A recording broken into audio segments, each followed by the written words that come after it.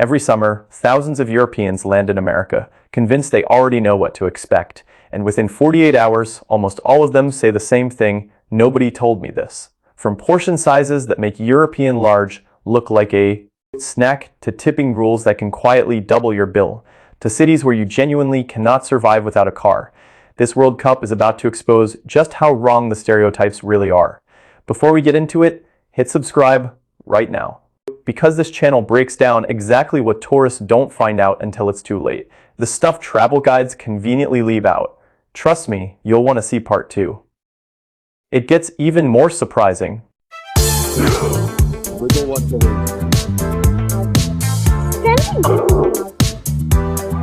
Delicious.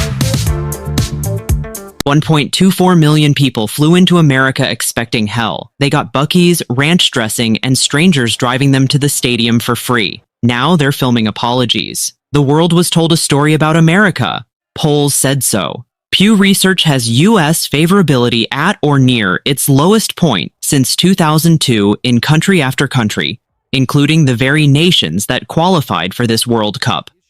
Foreign fans landed, believing the news version, a hostile, broken, miserable place. Then they crossed the street, and reality didn't match the script they'd been handed. A Swedish tourist screamed at a yellow school bus and said she felt like she was in a movie. A German fan road-tripped 6 weeks across the country, going viral over Waffle House and gas station megastores. A British creator put it flat out: people say Americans are fake, and it's just not true. They're friendly. Scottish fans took over Boston so completely, locals started calling it New Scotland. A deli owner handed British visitors free lunch just because they'd traveled so far. Hotel staff drove fans to games when there was no Uber. These aren't paid ads. They're random people with phones, and the videos pulled hundreds of thousands, and sometimes millions, of views each. It got so loud, the White House posted its own montage with the caption, "America is so back." And then came the backlash from our own side. The Atlantic ran a headline calling the feel-good story "too good to be true," as if foreigners enjoying America was a problem to be debunked. Think about that. People flew across the planet, fell in love with the place, and a major American magazine's instinct was to tell them they were wrong to feel it. Here's what the World Cup exposed. The ugliest version of America wasn't being sold abroad, it was being sold to us, by people here who needed us to hate it. A million strangers showed up with no agenda and saw something different. Maybe the question isn't why they love America. Maybe it's why we were told not to. Here's the first shock. Tipping in America isn't optional politeness. It's basically a second price tag. Skip it, and servers can legally earn under $3 an hour before tips. European fans keep getting blindsided at restaurants, near stadiums, adding 20–30% they never budgeted for. And that's just the beginning of what catches visitors off guard. For years and years, Europeans have taken the piss out of America. They're so loud, they're so rude, they're so stupid. Why is everything so big? Why do they love their country so much? All of those people right now are eating their words. Because of the World Cup, people who wouldn't normally go to America are going to America. I am seeing reaction videos everywhere. People are loving it. They are loving the food, they're loving the culture, they're loving the people, they're loving the size of everything. People are starting to understand how amazing America truly is, rather than just listening to the media and what other people have told them. Once you truly experience America, you won't want to go anywhere else in the world. And I'm loving this for you Americans. People are bigging up America so much, especially the showmanship. Eagles flying around stadiums, music, dirt bikes doing flips, like insane. I love it. I'm happy for you guys, Americans. So many of you reached out after my last video that I had to say this one more time. The media has been lying to you about America, and the World Cup just proved it. For years, European and Canadians have been fed the same narrative. America is dangerous, Americans are ignorant, the culture is shallow, the food will kill you, and people believed it. Why? because they saw it on the news. They read it online. They never actually went. Then the World Cup came, and millions of people who had never set foot in the US suddenly showed up. And you know what they found? Friendly people, incredible energy, stadiums that blew their minds, hospitality they didn't even expect. Video after video of Europeans and Canadians saying, I had no idea, I was completely wrong, this is nothing like what I was told. And that's exactly the problem. The media doesn't profit from you having a good experience. It profits from fear, division, outrage. A Canadian family having the time of their life in Texas doesn't get clicks, you know? A crime story does. So that's all you ever see. That's all you ever hear. And slowly, without even realizing it, your entire worldwide view gets shaped by people who want you to be afraid. And look, in my opinion, the World Cup didn't just bring football to America. It accidentally broke the most powerful propaganda machine in the world, because people finally went and saw it for themselves. So stop letting a screen decide what you think about a place. Go experience it, because I promise you the truth is always different from what they're selling you. Always. Completely shifting global opinions. In host cities, traveling supporters are having wholesome, unhinged interactions with high-tech security and delivery robots, leaving the poor AI units looking visually stressed and confused. From Congolese and Mexican cultures blending beautifully to the legendary Scottish tartan army embracing Boston, the unity is palpable.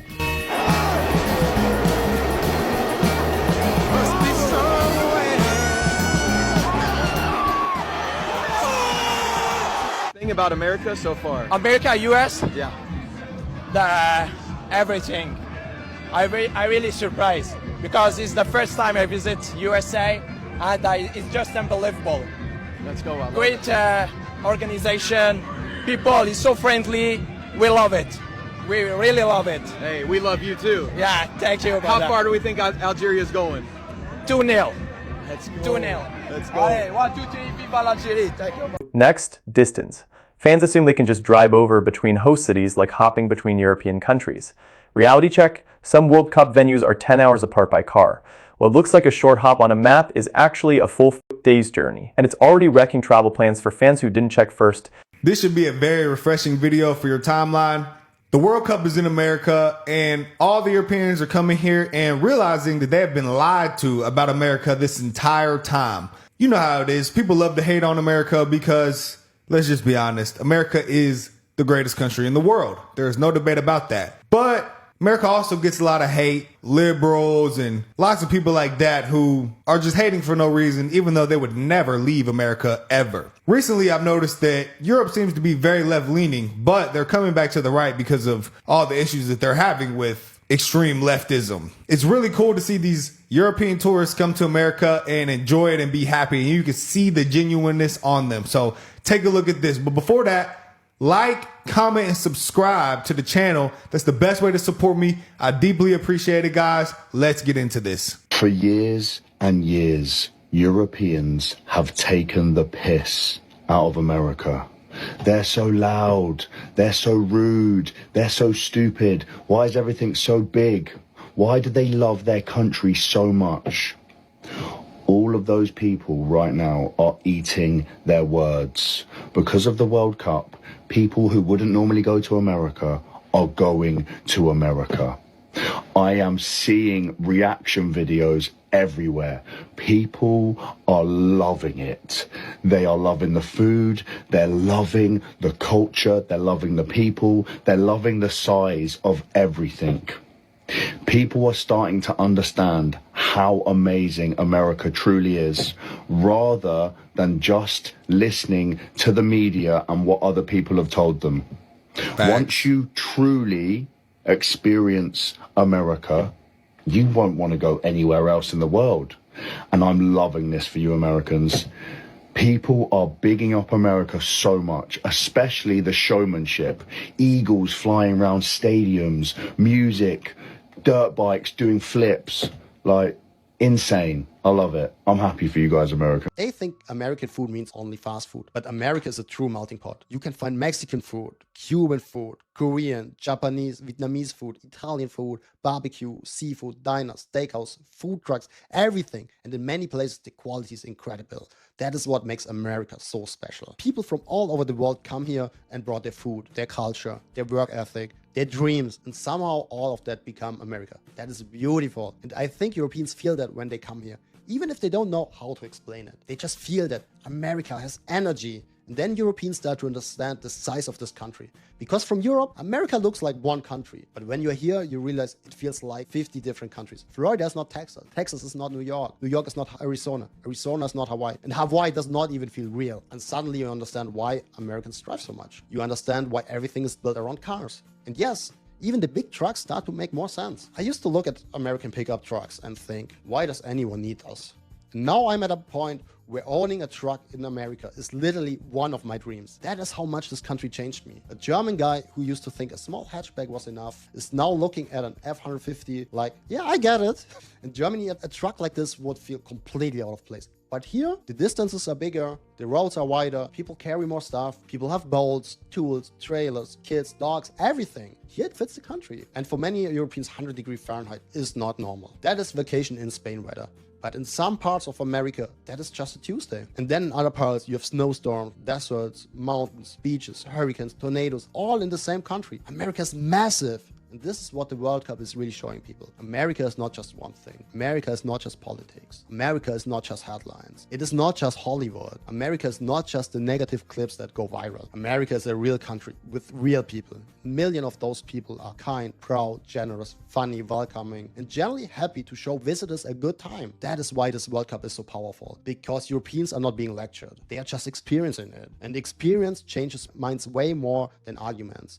I can tell someone in Germany 100 times that America is not what they think. But if they come here, walk into Walmart, eat barbecue, talk to strangers, see the flags, go to the stadium, drive across the country and get free refills at a diner, that is more than any debate ever could. And that is exactly what is happening right now. The world is seeing America with its own eyes. And a lot of people are realizing, maybe we were wrong. Maybe America is not perfect. But it is also not the dark, fake, broken country we were told it was.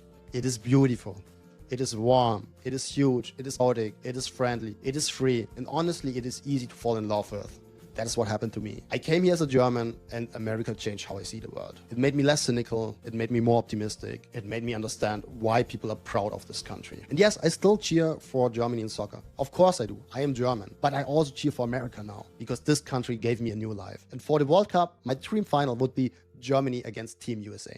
That would be perfect. But no matter who wins, I think America has already won something bigger because millions of people are finally seeing the real America. Then there's safety, and it's not what either side expects. Some heavily hyped, dangerous cities turn out safer than fans' own hometowns, while quiet suburban areas surprise people the other way. The stereotypes fans bring with them rarely match the reality on the ground, and it's catching World Cup travelers completely off guard. You would never find that in Scotland. The fact that if you come over here, if you enjoy yourself and ingratiate with the locals, then they will take you back. It's reciprocal. For sure. So if you go out for a party, they're willing to accept it, but not the level. So Scotland knows how to do it. England doesn't. Behave yourselves, England. What's going on with England? We're hearing this a lot. Are they just not behaving themselves anywhere? They can't handle their beer. Not good. No, but the Europeans know how to do it, the Norwegians have to do it, the Dutch know how to do it, the French know how to do it. A lot of people are talking about the English coming. Are you happy about that, or are you guys trying to drink all the beer before they get here? Well, I think we've done a great job of that. I mean, they came over and they're boasting about, oh, we drank 5,000 pints. We drank this place dry. So I'd like to see them try and, emulate that or try and do it, but they won't. Yeah, good luck to them, I guess. No. What are your thoughts about the Scots taking over town? I have a few thoughts. One of them is they have been adorable. I think most Bostonians would say that they have been well, they were partying on our street last night, in kind of a small street, and they were, brown paper bags, the whole thing, but they were so cool about the way they were doing it. I'm good on them. What is something that people from Europe have to do when they visit the States? I definitely get involved in the sports stadiums and the fan experience and stuff like that, It is a bit of a trek to Foxborough, but when you get there, it's excellent, and Fenway is top drawer because it's got all the bars and that round about it, so it's a really good day out. Nobody is watching the baseball at all, but it's a good place for having a beer and all in the sun, How is it different from home, like the stadiums, the fans? Does it differ in any way or no? Yeah, people at home, and when we're watching a soccer match, we watch the soccer, Here, nobody's paying any attention to the baseball whatsoever. Like, they're just getting drunk and eating burgers and stuff like that. At home, no, we don't have beer in our stadiums. For example. Oh, do you not? Nah, because people get too violent when they're drinking. Definitely don't be frightened to do the internal flights and do a bit of a city hop. Because your internal flights are much more reasonable than they are in the UK. It can be quite expensive for us, for instance, to fly from Inverness to London if you wanted to maybe do an overnight trip. Your internal flights are much more reasonable, and your internal flights are a bit more like getting on and off a bus for us. So that's definitely a really good thing. What do you recommend people do? Just keep drinking. Just keep it going. Just drink through it, mate. Just have a good time. No breaks. That's pure alcohol. No Scotland, no party. The last thing I want to say is, how do we go about changing the area to New Scotland? New England, this is New Scotland. Up in here. Let's go. Fast in front.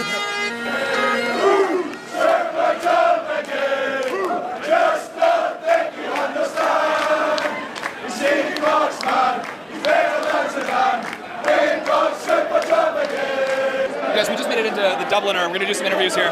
We got a local here. Your thoughts on all these Scots in town, man? This is some of the craziest stuff I've ever seen in my life. I've never heard of a bar in Boston selling out a beer in a night, you know what I mean? Like, them coming here and being able to do that is nothing short of phenomenal. They're out here setting records, huh? Honestly, it's crazy. I've never seen anything like it. I'm loving it, though. You run out of beer, the English come in, they got none.